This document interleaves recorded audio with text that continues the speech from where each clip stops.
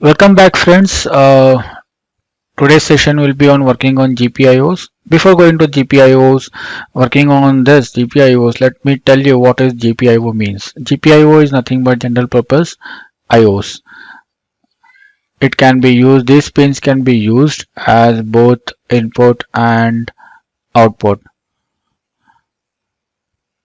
So before going the working on GPIOs, let me tell you what are the things we have been covered till now. We have covered like what is embedded systems, what are the microcontrollers we have it, what are the packages we can use it, how you can select the packages, how you should select the microcontroller based on your application. These things we have been discussed. Next we have discussed what is Arduino, what are the boards available in Arduino, how you have to use it, how you have to select the particular board based on your application. All these things we have been discussed what is in the second class.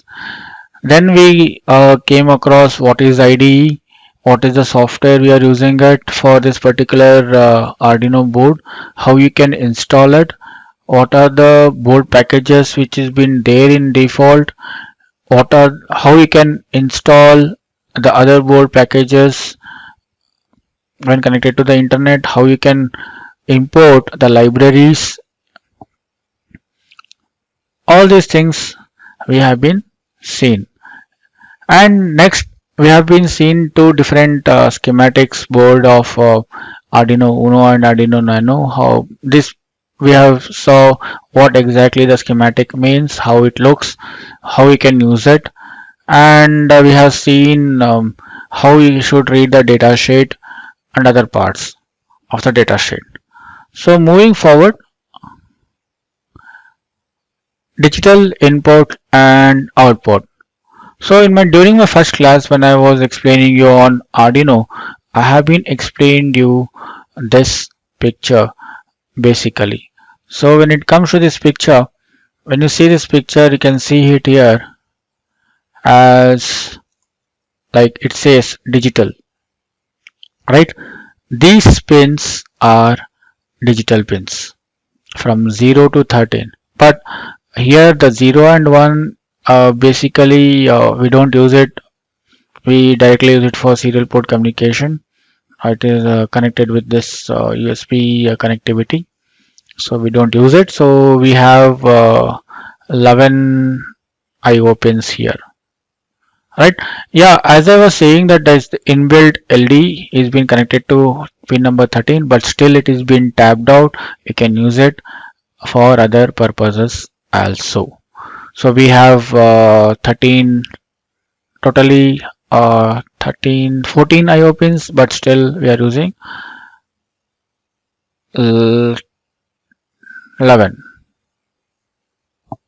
sorry 12 from 2 to 13,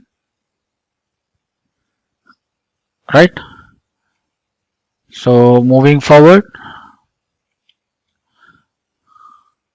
so we'll be working on different examples. We'll be blinking the inbuilt LD which is on board, and we'll be working on different LEDs, multiple LEDs like 2 or 3 LEDs will be blinking together.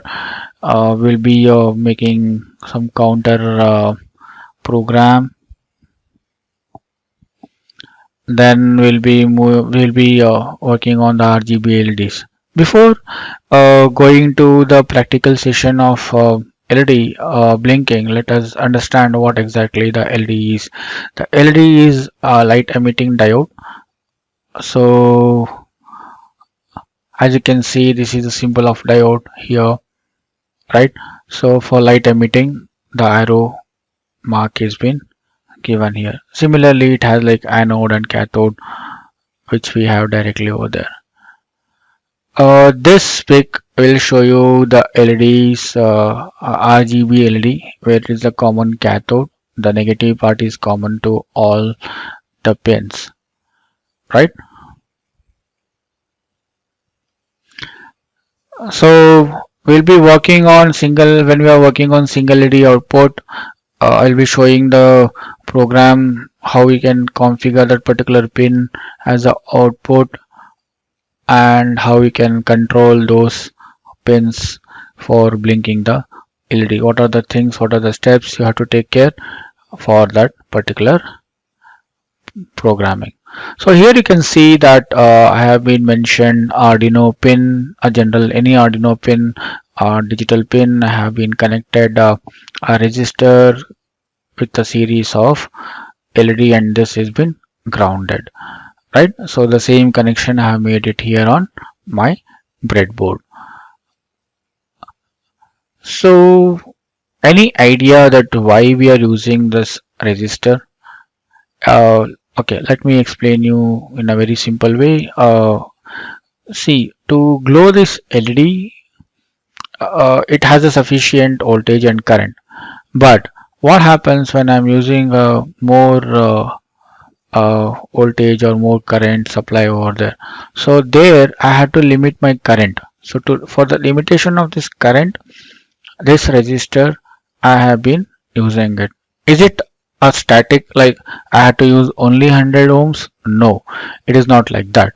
See, what you can do, you can select this particular resistor based on the LED's current limit. Okay, let me explain you how. So we all know the Ohm's law, right? We all know the Ohm's law. So what that Ohm's law tells us?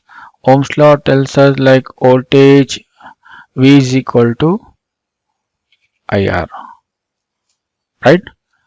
So voltage we know, voltage is 5 volts, we have it, and I, let me tell it as okay, let me give it as 5 milliamps. Okay, but my Arduino is providing me 40 milliamps, right? It is 8 times more. So what shall I do? I have to limit my current, right? So I want to find out my resistivity. So R is equal to V by I.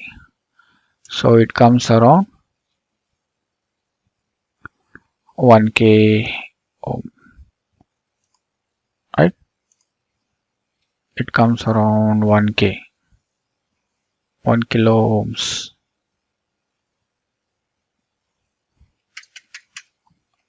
right? So I can use it here as 1 kilo ohms. So based on the current capacity of this LED, we can choose it. Next will be the digital input. The simple example is I can use my push button for input, and I can see what is if I press the button, the LED should glow on. If I release it, it should go off. So that operation I'll be showing you practically in my here. The resistor is pulled down because here the resistor is connected to the pin of the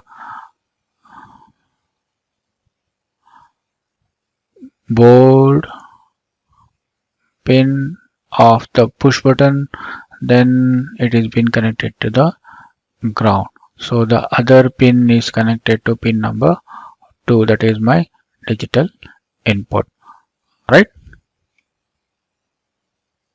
So we will be seeing these two examples.